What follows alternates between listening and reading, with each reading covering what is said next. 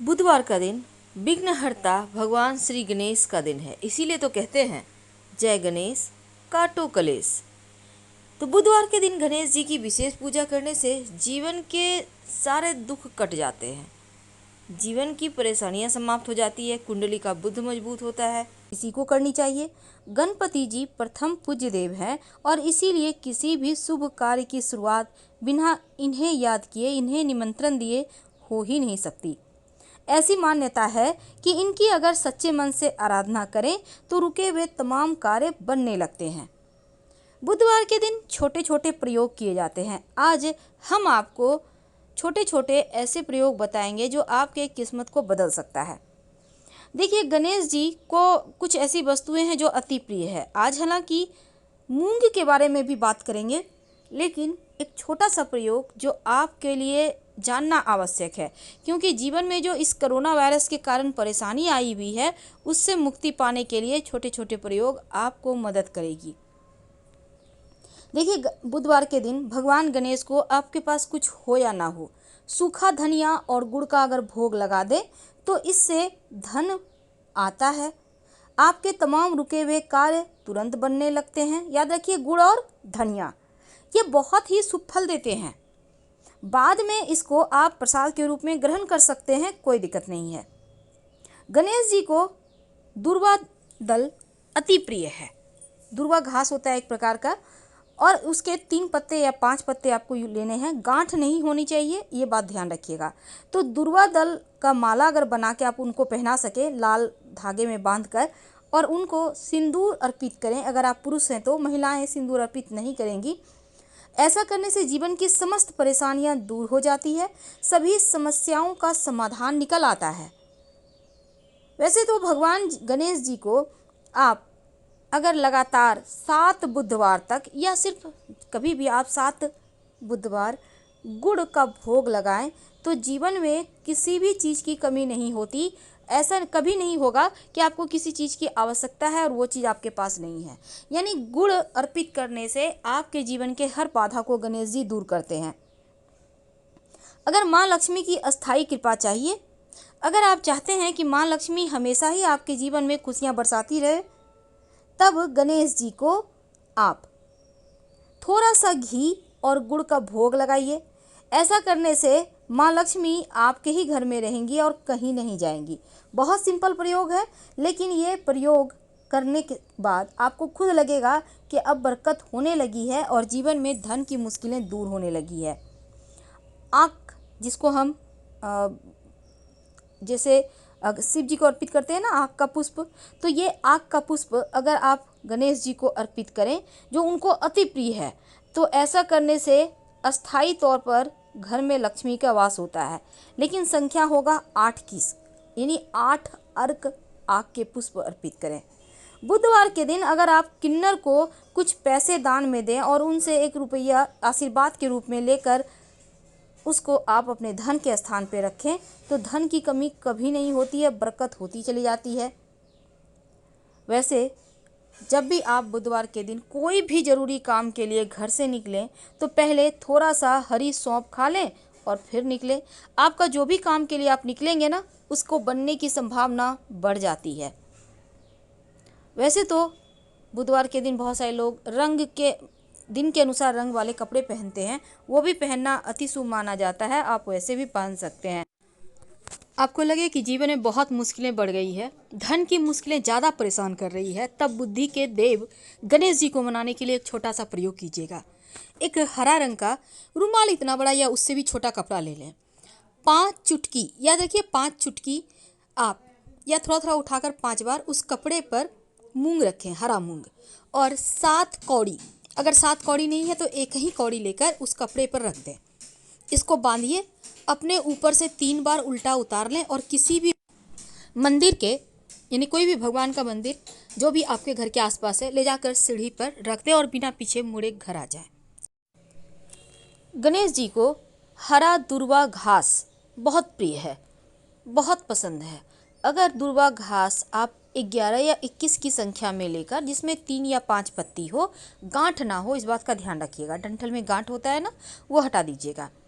इसके बाद इसको सभी दुर्वा घास अच्छे से साफ कर ले और फिर एक साथ करके उसको लाल मौली धागा के सहारे, जो मौली धागा होता है, बांध कर गणेश जी के गले में पहना दे और आपकी जो भी मनोकामना है वो कह दें। आपकी मनोकामना शीघ्र अति शीघ्र पूरी हो जाती है। और बाद में इस दुर्वा घास को आप फेंकिएगा मत, संभाल के रखिए जब तक कि मन्नत पूरी नहीं होती। मन्नत पूरी हो जाए तब इसको मिट्टी में दबाइएगा या फिर जल प्रवाह कर दीजिएगा। आप कुछ करें या ना करें, लेकिन अगर गणेश जी को नियमित रूप से गुड़ का भोग लगाएं या हर बुधवार को भोग लगाएं तो वैसे भी जीवन की बहुत सारी मुश्किलें दूर हो जाती है। लेकिन जब आप एक तांत्रिक प्रयोग करते हैं तो यकीन मानिए यह प्रयोग लंबे समय तक कीजिए और ये प्रयोग करने से बस ये समझ लें हर कार्य में सफलता मिलेगी।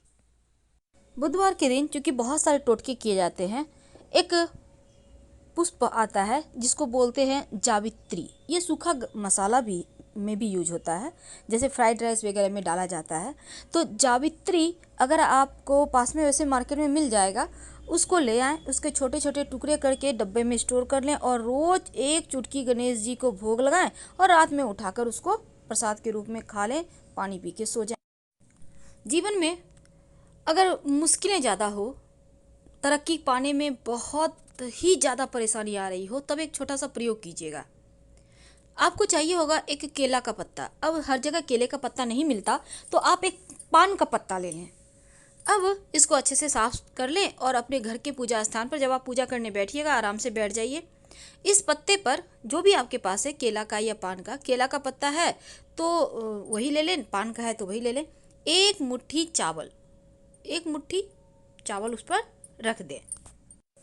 एक सिक्का रखने के बाद आप गणेश जी की पूजा करें, अपनी मन्नत कहें और फिर जो चावल की ढेरी आपने बनाई है उसको अपने घर के जहाँ पर आपका चावल बनता है किचन में, वहाँ पर उसी डब्बे में रख दें और आप चाहें तो अलग से इस चावल का खीर बनाकर भी पूरे परिवार के साथ प्रेम से प्रसाद के रूप में खाइए।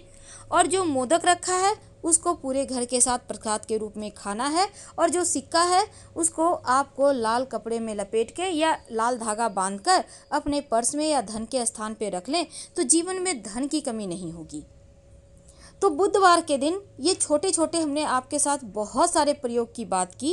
ये आपके जीवन के मुश्किलों से आपको बचाएगा, आपके जीवन के कष्टों को दूर करेगा, क्योंकि बुधवार के दिन प्रथम पूज्य गणेश जी का दिन है और गणेश जी हमारे जीवन के बस ये समझ लें कि सही राह दिखाते हैं हमेशा।